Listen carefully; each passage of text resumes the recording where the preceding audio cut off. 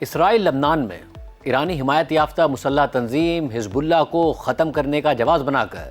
لبنان میں ہر طرف تباہی پھیلا رہا ہے اور سینکڑوں لبنانی شہریوں کا خون بہا رہا ہے۔ تاہم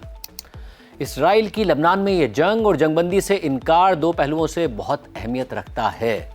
جن میں سے ایک پہلو حزب اللہ کے بارے میں اسرائیلی انٹیلیجنس کا وہ غلط اندازہ تھا جس پر اب وہ خود بھی بہت سرپرائز ہو رہے ہیں، اور سوال اٹھ رہا ہے کہ حزب اللہ دوبارہ کیسے اتنی طاقتور ہو گئی جس کے بارے میں یہ خیال کیا جا رہا تھا کہ اس کا تقریباً خاتمہ ہو چکا ہے۔ اسرائیلی فوج کے سربراہ بھی مان رہے ہیں کہ حزب اللہ کی کارروائیوں نے اسرائیلی اندازوں کو غلط ثابت کر دیا، یعنی حزب اللہ کی طاقت اور صلاحیتوں کو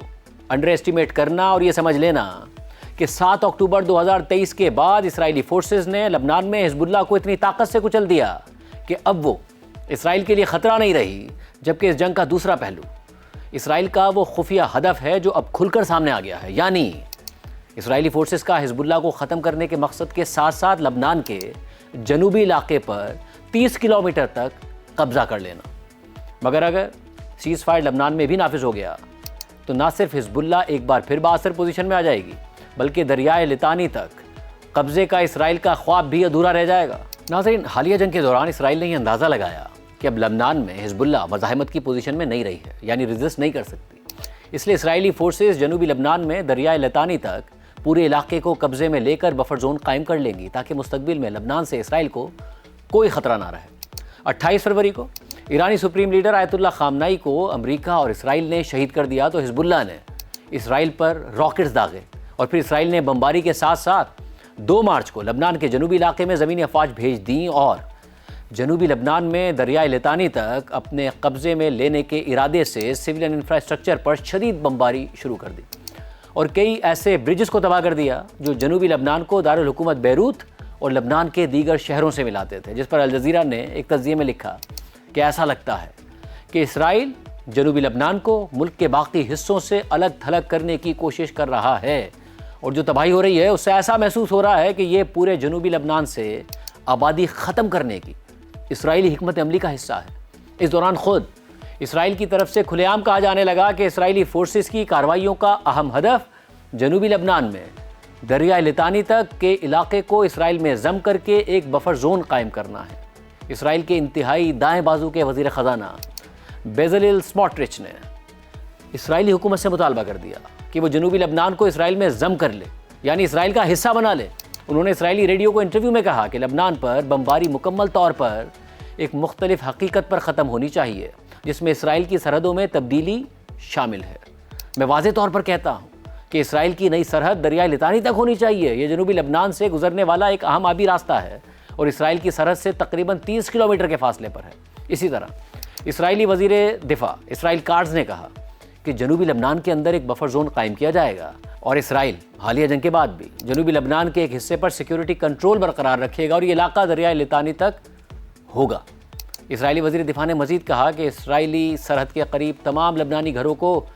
تباہ کر دیا جائے گا۔ اس دوران خود اسرائیلی وزیر اعظم نیتن یاہو نے بھی اپنے ارادے اور حکمت عملی کا اظہار کر دیا اور کہا کہ میں نے اب اسرائیلی فورسز کو ہدایات دی ہیں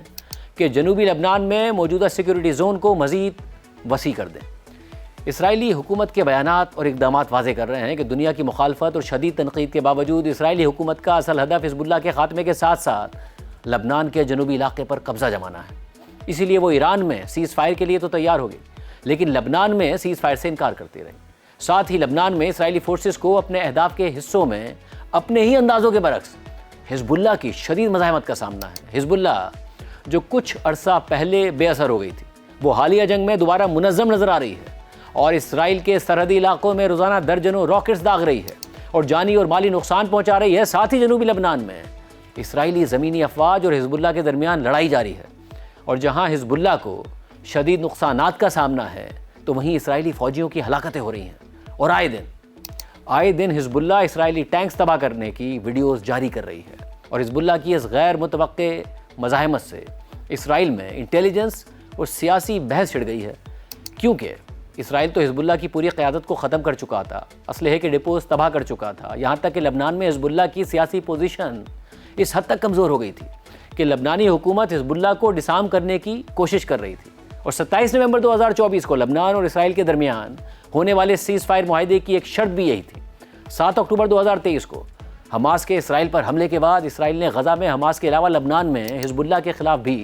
شدید کارروائیاں کی اور حزب اللہ کی اعلیٰ ترین قیادت کو قتل کر دیا۔ لبنان میں حزب اللہ کے ٹھکانوں کو تباہ کر دیا، جدید ٹیکنالوجی اور جدید ہتھیاروں کا استعمال کیا۔ پہلے 31 جولائی 2024 کو اسرائیل نے ایک ہی دن میں حزب اللہ اور حماس کی قیادت کو 2 الگ الگ مقامات پر نشانہ بنایا۔ اسرائیل نے تہران میں حماس کے سربراہ اسماعیل ہنیہ کو شہید کر دیا اور اسی دوران لبنان کے دارالحکومت بیروت میں حزب اللہ کے ٹاپ کمانڈر فواد شکر کو فضائی حملے میں نشانہ بنا ڈالا۔ اس کے بعد روز کسی نہ کسی کمانڈر کو نشانہ بنایا جاتا یا لبنان میں تباہ کن حملہ کر دیا جاتا، مگر 17 ستمبر 2024 کو اسرائیلی انٹیلیجنس ایجنسی موساد نے حزب اللہ کے خلاف ایک غیر معمولی کارروائی کر کے دنیا کو حیران کر دیا۔ حزب اللہ اسرائیل کی نگرانی سے بچنے کے لیے نئے الیکٹرانک آلات کے بجائے رابطوں کے لیے روایتی طریقوں پر انحصار کر رہی تھی۔ ساتھ ہی پیغامات کے فوری تبادلے کے لیے حزب اللہ کے اہلکار پیجرز کا استعمال کرتے تھے، مگر 17 ستمبر کو لبنان میں حزب اللہ کے زیر استعمال سینکڑوں پیجرز اچانک پھٹ گئے اور انہیں استعمال کرنے والے 12 سے زائد افراد مارے گئے اور ایرانی سفیر سمیت 2750 سے زائد افراد زخمی ہو گئے۔ یہ حزب اللہ کے مواصلاتی نظام میں بہت بڑا سیکیورٹی بریچ تھا اور یہ کارروائی اسرائیلی انٹیلیجنس ایجنسی موساد نے کی تھی۔ بعد میں مختلف رپورٹس میں انکشاف کیا گیا کہ موساد نے حزب اللہ کو ڈیلیور ہونے سے پہلے ان ڈیوائسز میں بہت تھوڑی مقدار میں بارود نصب کر رکھا تھا۔ صرف یہی نہیں، 27 ستمبر 2024 کو حزب اللہ کو اپنی تاریخ کا سب سے بڑا دھچکا لگا۔ اسرائیلی فورسز نے بیروت میں شدید حملے کیے، کئی پاؤنڈز وزنی بنکر بسٹر بامبز گرائے، جن میں 3 دہائیوں سے زائد عرصے تک حزب اللہ کی قیادت کرنے والے حسن نصر اللہ قتل کر دیے گئے۔ حملوں کے وقت حزب اللہ کی دیگر اعلیٰ قیادت بھی حسن نصر اللہ کے ساتھ تھی، جو ان کے ساتھ ہی نشانہ بن گئی۔ پھر جب حسن نصر اللہ کے جانشین کے طور پر ہاشم صفی الدین کا نام لیا جا رہا تھا تو اسرائیلی فورسز نے انہیں بھی نشانہ بنا ڈالا، جس کے بعد کافی دنوں تک حزب اللہ نے اپنے سربراہ کا اعلان تک نہیں کیا یا پھر ان کا نام خفیہ رکھا۔ تاہم 29 اکتوبر 2024 کو حزب اللہ کے بانیوں میں شامل نعیم قاسم کو حزب اللہ کا نیا سربراہ مقرر کر دیا گیا، مگر نعیم قاسم نے جب قیادت سنبھالی تو حزب اللہ بہت زیادہ کمزور ہو گئی تھی۔ تمام اہم کمانڈرز مارے جا چکے تھے، قیادت اور کمانڈ کا بہت بڑا خلا پیدا ہو گیا تھا۔ لبنان میں حزب اللہ کے تاریخی اثر و رسوخ میں کمی آ گئی تھی اور حزب اللہ کی قیادت صرف بیانات تک محدود ہو کر رہ گئی تھی، اور اسرائیلی حکومت، اسرائیلی فوج اور انٹیلیجنس سمیت دنیا بھر میں یہی اندازے لگائے جا رہے تھے کہ حزب اللہ اب خطرہ نہیں رہی۔ اور جیسا کہ ہم نے آپ کو بتایا کہ 27 نومبر 2024 کو لبنان اور اسرائیل کے درمیان سیز فائر معاہدہ ہو گیا تو یہ شرط رکھی گئی کہ حزب اللہ کو غیر مسلح کیا جائے گا، یعنی اس سے سارا اسلحہ لے لیا جائے گا۔ اور خود لبنانی حکومت حزب اللہ کو ڈسارم کرنے کے لیے تیار ہو گئی اور کوششیں بھی کرنے لگی، مگر حزب اللہ اپنی کمزور پوزیشن کے باوجود اسلحہ چھوڑنے کے لیے تیار نہیں ہوئی۔ اور پھر جب رواں سال 28 فروری کو امریکہ اور اسرائیل نے ایران پر حملہ کر کے ایک اور جنگ چھیڑ دی اور ایران کے سپریم لیڈر آیت اللہ خامنہ ای کو شہید کر دیا تو حزب اللہ بھی اس جنگ میں شامل ہو گئی اور اتنی منظم نظر آئی اور اتنی مزاحمت دکھائی کہ اسرائیل کو اپنی ہی انٹیلیجنس معلومات اور تصدیقوں پر شک ہو گیا اور اسرائیل کے آرمی چیف کو اعتراف کرنا پڑا کہ ہم نے لبنان میں حزب اللہ کی طاقت کو انڈر ایسٹیمیٹ کیا تھا اور 2024 میں لبنان میں حزب اللہ کے خلاف اپنی کارروائی کے نتائج کو اوور ایسٹیمیٹ کیا تھا۔ اور اب کہ جب حزب اللہ نے ناردرن اسرائیل پر درجنوں راکٹ داغے ہیں تو ہمیں اندازہ ہوا کہ حزب اللہ کے پاس تو سینکڑوں لانچرز اور کئی ہزار راکٹس موجود ہیں، جبکہ بلومبرگ کی خبر کے مطابق اسرائیلی ایئر فورس کے آفیسر کا کہنا ہے کہ حزب اللہ کے پاس 10,000 شارٹر رینج راکٹس موجود ہیں۔ 10,000۔ صرف یہی نہیں، حالیہ دنوں میں اسرائیل کے شمالی شہروں میں حزب اللہ کے راکٹ حملوں کی وجہ سے غیر معمولی پینک کی صورتحال نظر آئی۔ اسرائیلی شہری اپنے علاقے چھوڑنے پر مجبور ہو گئے اور وہاں کے عوام اور نمائندوں نے اسرائیل کی مرکزی حکومت کو یعنی نیتن یاہو کی حکومت کو کڑی تنقید کا نشانہ بنایا۔ اسرائیلی اخبار ٹائمز آف اسرائیل کی رپورٹ کے مطابق اسرائیلی وزیر اعظم نیتن یاہو نے شمالی اسرائیل کے شہریوں پر زور دیا کہ وہ اپنے شہروں میں ہی رہیں، لیکن وہاں کے عوام کا غصہ بڑھتا جا رہا ہے۔ وہاں کے بلدیاتی رہنماؤں نے حزب اللہ کے مسلسل راکٹ حملوں سے متعلق ریاست کے رد عمل کو سخت تنقید کا نشانہ بنایا۔ حزب اللہ کے حملوں سے شمالی شہروں کے رہائشی بھاگنے پر مجبور ہیں، لیکن نیتن یاہو نے بلدیاتی نمائندوں سے کہا کہ وہ اس نقل مکانی کو روکیں، تو بلدیاتی نمائندوں نے نیتن یاہو کی حکومت کو سخت تنقید کا نشانہ بنایا۔ ٹائمز آف اسرائیل کی رپورٹ کے مطابق ایران کے میزائلوں کے برعکس حزب اللہ کے حملوں کے حوالے سے کوئی پیشگی وارننگ نہیں ہوتی۔ اس شمالی علاقوں کے شہریوں کے پاس سائرن بجنے کے بعد شیلٹرز تک پہنچنے کے لیے صرف چند سیکنڈز ہوتے ہیں اس حوالے سے بات کرتے ہوئے شمالی اسرائیل کے شہر کریات شمونہ کی غیر قانونی سیٹلمنٹ کے میئر نے کہا کہ اگر ہم نے اسرائیل کے کسی شہر کو کھو دیا تو اس بات سے کوئی فرق نہیں پڑتا کہ ہم لبنان میں صورتحال کیسے کنٹرول کر رہے ہیں یا ایران میں صورتحال کیسے کنٹرول کر رہے ہیں۔ یہ پہلی بار ہے کہ اسرائیل کا کوئی شہر ہاتھوں سے جا رہا ہے۔ انہوں نے مزید کہا کریات شمونہ میں 10,000 باشندے رہ گئے ہیں، مزید 1 مہینہ ایسے ہی گزر جائے گا تو وہاں 10,000 میں سے صرف 10 لوگ رہ جائیں گے،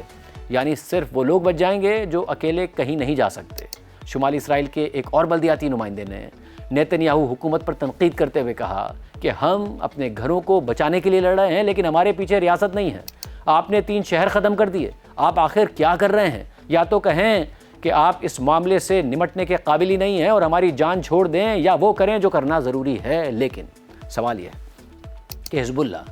جو کچھ عرصہ پہلے اسرائیلی کارروائیوں کے نتیجے میں بے اثر ہو کر رہ گئی تھی اور اس کی پوری قیادت ختم ہو گئی تھی، وہ اچانک پھر سے کیسے منظم ہو گئی؟ اس حوالے سے رائٹرز نے اہم تفصیلات شائع کی ہیں اور بتایا ہے کہ کیسے ایران کی پاسداران انقلاب نے حزب اللہ کو دوبارہ فعال اور منظم کرنے میں کردار ادا کیا۔ رائٹرز کی رپورٹ کے مطابق پاسداران انقلاب کی سرگرمیوں سے واقف 2 ذرائع نے بتایا کہ نومبر 2024 میں اسرائیل اور لبنان کے سیز فائر کے بعد پاسداران انقلاب نے حزب اللہ کے اراکین کی دوبارہ تربیت کے لیے لبنان میں اپنے آفیسرز بھیجے، جنہوں نے حزب اللہ کے اسلحے کو دوبارہ منظم کرنے کے عمل کی بھی ذاتی طور پر نگرانی کی۔ پاسداران انقلاب کے آفیسرز نے حزب اللہ کے کمانڈ اسٹرکچر کو اثر نو تشکیل دیا کیونکہ اسے اسرائیلی انٹیلیجنس بریچ کر چکی تھی، اور یہ ایک ایسا فیکٹر تھا کہ جس نے اسرائیل کو حزب اللہ کے بہت سے لیڈرز کو قتل کرنے میں مدد دی تھی۔ ایک ذریعے کے مطابق حزب اللہ کو دوبارہ منظم کرنے کے لیے پاسداران انقلاب کے تقریباً 100 آفیسرز کو بھیجا گیا تھا۔ رپورٹ کے مطابق حزب اللہ کے ہیرارکل کمانڈ اسٹرکچر کو ڈی سینٹرلائزڈ کمانڈ اسٹرکچر میں تبدیل کر دیا گیا اور چھوٹے یونٹس تشکیل دیے گئے جنہیں ایک دوسرے کی کارروائیوں کا محدود علم ہوتا تھا، اور اس سے آپریشنل سیکریسی برقرار رکھنے میں مدد مل رہی ہے۔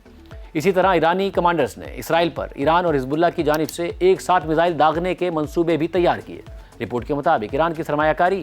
اسے فائدہ دے رہی ہے۔ حزب اللہ ایک ایسے وقت میں دوبارہ سنبھل گئی اور اپنے پاؤں پر کھڑی ہو گئی کہ جب اسے ایران کے حق میں جنگ میں شریک ہونا تھا۔